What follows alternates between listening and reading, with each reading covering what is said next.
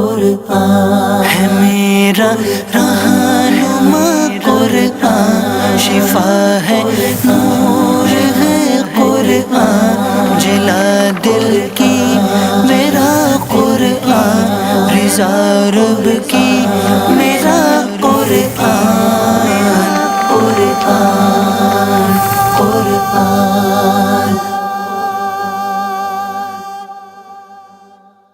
الحمدللہ رب العالمین والصلاة والسلام علی سید المرسلین، اما بعد فاعوذ باللہ من الشیطان الرجیم، بسم اللہ الرحمن الرحیم۔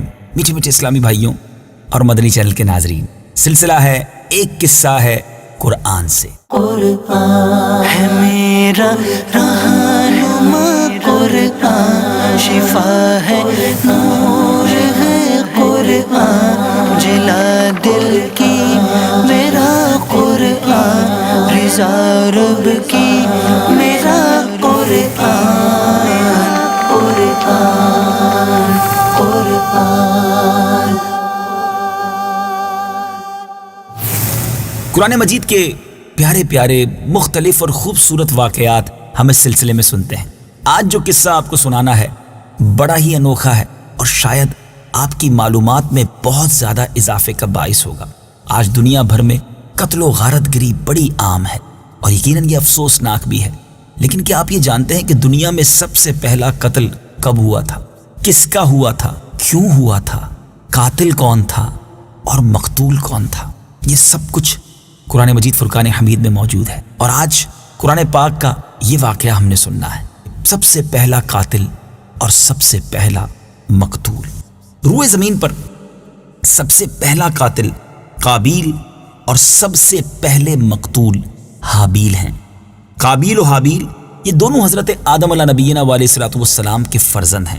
حضرت آدم علیہ الصلوۃ والسلام کی اولاد کا نکاح کا دستور یہ تھا کہ ایک حمل میں ایک لڑکا اور لڑکی جو پیدا ہوتے تھے وہ دوسرے حمل کے لڑکا اور لڑکی سے ان کا نکاح کیا جاتا تھا۔ یعنی حضرت حوا رضی اللہ تعالی عنہا کے یہاں ہر حمل میں، ہر پریگننسی میں ایک لڑکا اور ایک لڑکی پیدا ہوتے تھے، مگر چونکہ وہ ایک ساتھ پیدا ہوتے تھے تو اس دستور کے مطابق ان دونوں کا نکاح ساتھ نہیں ہو سکتا تھا۔ دوسرے حمل میں، دوسری پریگننسی میں جو اولاد پیدا ہوتی تھی لڑکا اور لڑکی، ان کا پہلے حمل والوں سے نکاح ہوتا تھا۔ چونکہ انسانیت کو فروغ دینا تھا، مزید دنیا میں یوں سمجھیے کہ مخلوق کو بڑھانا تھا، تو یہ ایک دستور اس زمانے میں تھا۔ بہرحال اسی دستور کے مطابق حضرت آدم علیہ الصلوۃ والسلام نے قابیل کا نکاح لیوزا سے جو حابیل کے ساتھ پیدا ہوئی تھی کرنا چاہا، مگر قابیل اکلیما سے نکاح کرنا چاہتا تھا جو خود اس کے ساتھ پیدا ہوئی تھی، وہ زیادہ خوبصورت تھی۔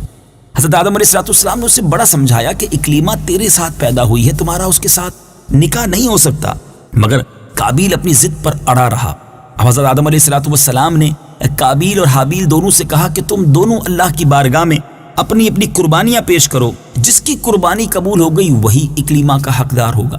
اور اس زمانے میں قربانی قبول ہونے کا طریقہ کیا تھا کہ اپنی اپنی قربانی جو بھی اللہ کی بارگاہ میں وہ پیش کرتے تھے تو آسمان سے آگ آ کر اسے گویا کھا لیا کرتی، جلا دیا کرتی، اور وہی اس کی مقبولیت کی نشانی ہوتی تھی۔ چنانچہ قابیل نے گیہوں کی کچھ بالیں اور حابیل نے ایک بکری قربانی کے لیے پیش کی۔ اب ان دونوں نے اپنی اپنی قربانی رکھ دی۔ آسمانی آگ نے حابیل کی قربانی کو کھا لیا اور قابیل کے گیہوں کو چھوڑ دیا۔ اب اس بات پر قابیل کے دل میں بغض و حسد پیدا ہو گیا اور اس نے حابیل کو قتل کرنے کی ٹھان لی اور حابیل سے کہہ دیا کہ میں تجھ کو قتل کروں گا۔ حابیل نے اپنے بھائی سے کہا بھی کہ قربانی قبول کرنا یہ اللہ تعالیٰ کا کام ہے اور وہ متقی بندوں ہی کی قربانی قبول کرتا ہے، اگر تو متقی ہوتا تو تیری قربانی بھی ضرور قبول ہوتی۔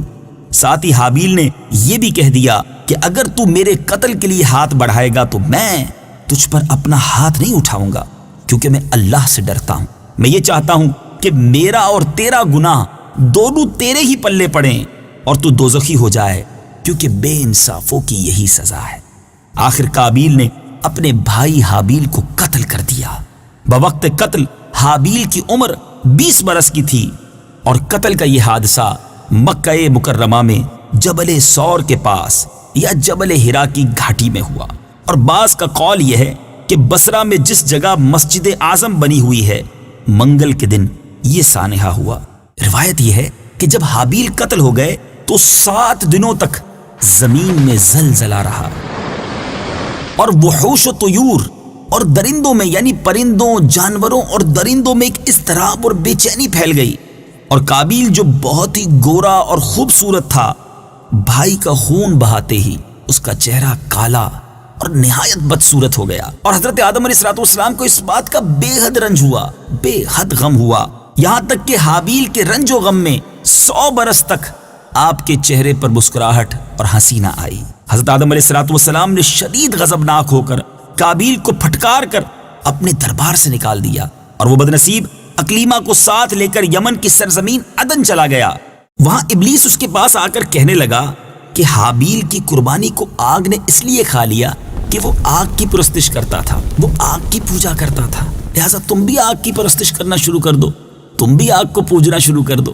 اب قابیل نے گویا آگ کی عبادت کے لیے ایک عبادت گاہ بنائی اور اس نے اس کی پوجا شروع کر دی۔ میٹھے اسلامی بھائیوں، یہ دنیا میں پہلا شخص تھا جس نے آگ کی پوجا کرنا شروع کی۔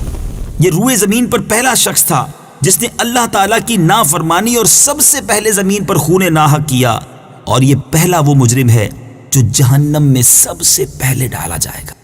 حدیث پاک میں آتا ہے کہ روئے زمین پر قیامت تک جو بھی خون ناحق ہوگا، قابیل اس میں حصہ دار ہوگا، کیونکہ اسی نے سب سے پہلے قتل کا دستور نکالا۔ اور قابیل کا انجام یہ ہوا کہ اس کے ایک لڑکے نے جو کہ ایک اندھا تھا، اس نے پتھر مار کر قتل کر دیا، اور یہ بدبخت نبی زادہ ہونے کے باوجود آگ کی پرستش کرتے ہوئے کفر و شرک کی حالت میں اپنے ہی لڑکے کے ہاتھوں مارا گیا۔ حابیل کے قتل ہو جانے کے 5 برس بعد حضرت شیس علیہ السلام پیدا ہوئے، جبکہ حضرت آدم علیہ السلام کی عمر 130 برس ہو چکی تھی۔ آپ نے اپنے اس ہونہار فرزند کا نام شیس رکھا۔ یہ سریانی زبان کا لفظ ہے اور عربی میں اس کے معنی ہیں ہبۃ اللہ، یعنی اللہ کا عطیہ ہے۔ حضرت آدم علیہ السلام نے 50 صحیفے جو آپ پر نازل ہوئے تھے، ان سب کی حضرت شیس علیہ السلام کو تعلیم دی اور ان کو اپنا خلیفہ اور جانشین مقرر کیا، اور ان کی نسل میں خیر و برکت ہونے کی دعائیں مانگی۔ ہمارے پیارے آقا مدینے والے مصطفیٰ صلی اللہ تعالی علیہ وآلہ وسلم حضرت شیس علیہ السلام ہی کی اولاد میں سے ہیں۔ میٹھے میٹھے اسلامی بھائیوں، یہ واقعہ جس میں دنیا کے سب سے پہلے قتل، سب سے پہلے قاتل، سب سے پہلے مقتول، سب سے پہلے مجرم کا تذکرہ قرآن مجید میں کہاں اور کیسے واقع ہے، آئیے سنتے ہیں۔ بسم اللہ الرحمن الرحیم وَاتْلُ عَلَيْهِمْ نَبَأَ ابْنَيْ آدَمَ بِالْحَقِّ إِذْ قَرَّبَا قُرْبَانًا فَتُقُبِّلَ مِنْ أَحَدِهِمَا وَلَمْ يُتَقَبَّلْ مِنَ الْآخَرِ قَالَ لَأَقْتُلَنَّكَ قَالَ إِنَّمَا يَتَقَبَّلُ اللَّهُ مِنَ الْمُتَّقِينَ۔ ترجمہ: اور اے حبیب انہیں آدم کے 2 بیٹوں کی سچی خبر پڑھ کر سناؤ۔ جب دونوں نے ایک ایک قربانی پیش کی تو ان میں سے ایک کی طرف سے قبول کر لی گئی اور دوسرے کی طرف سے قبول نہ کی گئی، تو وہ دوسرا بولا میں ضرور تجھے قتل کر دوں گا۔ پہلے نے کہا اللہ صرف ڈرنے والوں سے قبول فرماتا ہے۔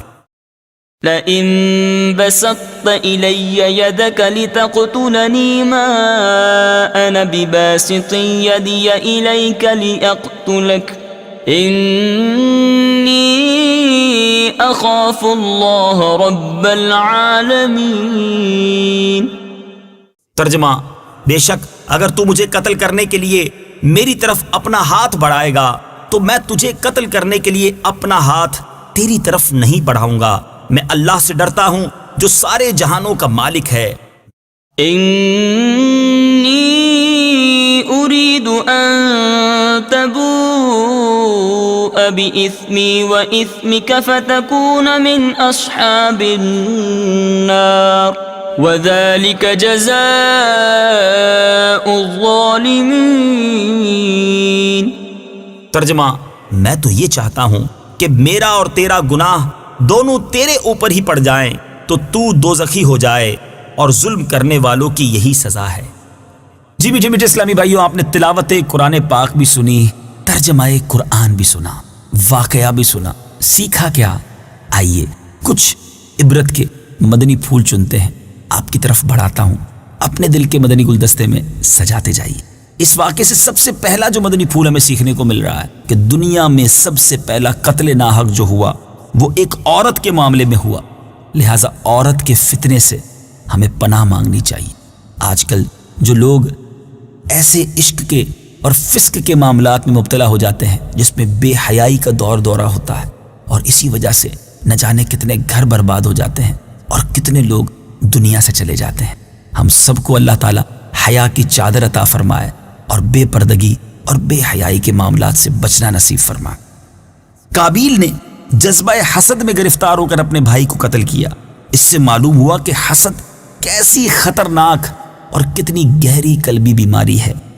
اسی لیے قرآن مجید میں وَمِن شَرِّ حَاسِدٍ إِذَا حَسَدَ فرما کر حکم دیا گیا کہ حاسد کے حسد سے خدا کی پناہ مانگتے رہو، لہٰذا کسی سے حسد نہ کیجیے۔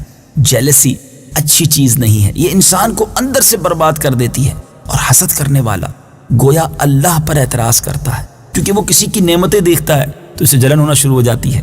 ذرا غور تو کیجیے، نعمتیں دینے والا کون ہے؟ عزت، دولت، شہرت، حسن، مقام، یہ سب دینے والا رب ہی تو ہے۔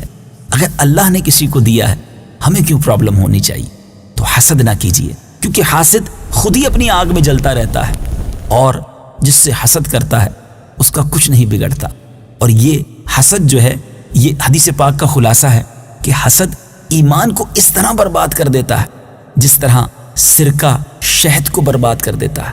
اللہ مجھے بھی اور آپ کو بھی حسد کی بیماری سے محفوظ فرمائے۔ سب کا بھلا سوچتے رہیے۔ بزرگ بڑی پیاری بات کہا کرتے تھے، سب کا بھلا، سب کی خیر، سب کے بھلے میں اپنی خیر۔ تیسری بات جس واقعے سے سیکھنے کو ملی کہ خون ناحق کتنا بڑا جرم عظیم ہے، کہ اس جرم کی وجہ سے ایک نبی علیہ الصلوۃ والسلام کا فرزند اپنے باپ حضرت آدم علیہ الصلوۃ والسلام کے دربار سے راندائے درگاہ ہو کر، یعنی مردود ہو کر، کفر و شرک میں مبتلا ہو کر مر گیا، اور قیامت تک ہونے والے ہر خون ناحق کا ذمہ دار، ہر خون ناحق کا حصہ دار بن کر عذاب جہنم میں گرفتار ہوگا۔ ایک اور بات یہ سیکھنے کو ملی کہ جو شخص برا طریقہ ایجاد کرتا ہے، قیامت تک اس برے طریقے کے ایجاد کرنے کی وجہ سے جو اس پر عمل کرتا رہے، اس ایجاد کرنے والے کو، اس انیشیٹو لینے والے کو، اس برے کام کی ابتدا کرنے والے کو یہ عذاب اور یہ گناہ دیا جاتا رہے گا، وہ برابر کا شریک اور حصہ دار بنے گا۔ ہم اپنے رب سے دعا کرتے ہیں، یا اللہ ہمیں نیک، صالح، ماں باپ کا ہاتھ پکڑ کر جنت میں لے جانے والی اولاد عطا فرما۔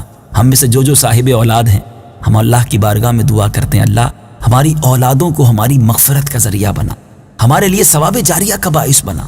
اور ہم میں سے جو بے اولاد ہیں، ہم اللہ سے دعا کرتے ہیں، اے رب کریم تمام بے اولاد مسلمانوں نیک، صالح اور ثواب جاریہ بننے والی اولاد عطا فرما، آمین بجاہ النبی الامین صلی اللہ تعالی علیہ وسلم۔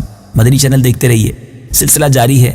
اگلے سلسلے میں ایک اور قرآنی واقعہ ہوگا، ایک اور قصہ ہوگا، اور انشاءاللہ اس کے ذریعے اور قرآن پاک کے فیضان کو حاصل کریں گے۔ صلو علی الحبیب صلی اللہ تعالی علی محمد صلی اللہ علیہ وسلم۔ قرآن ہے میرا رہنما، قرآن شفا ہے، نور ہے قرآن، جلا دل کی میرا قرآن، رضا رب کی میرا قرآن، قرآن، قرآن۔